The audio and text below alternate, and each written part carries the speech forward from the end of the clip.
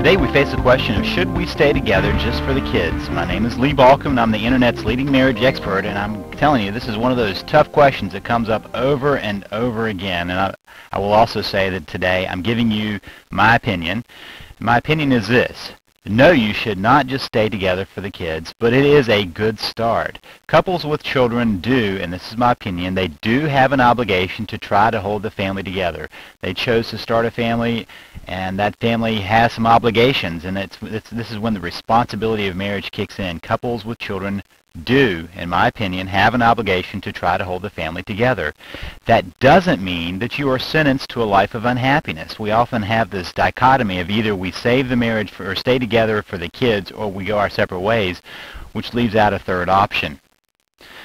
Now, children are not helped by a family at war. There's no doubt. I'm not suggesting that you should stay involved in a marriage that's just stuck in constant war. That's tough on the kids. It really is damaging to the kids.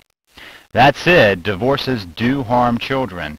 Every research shows, even the old research that has been looked at again, shows that kids are harmed by divorce. That doesn't mean they're destroyed by divorce, but they are harmed. They have difficulties later in life in establishing relationships and finding other alternatives when there's conflict. In fact, children of divorce often have a much higher rate of divorce in their own marriages and report having a much lower satisfaction with relationships in general, just because they've seen a kind of a bad way of doing it.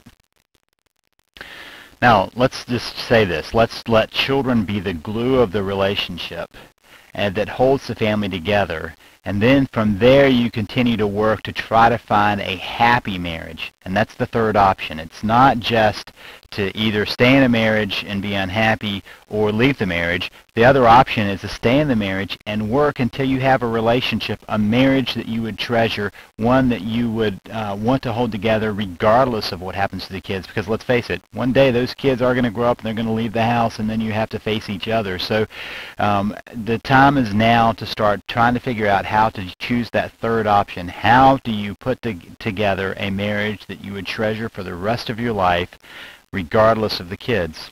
And that's what I want you to learn more about by going to www.savethemarriage.com. I have a free e-course there.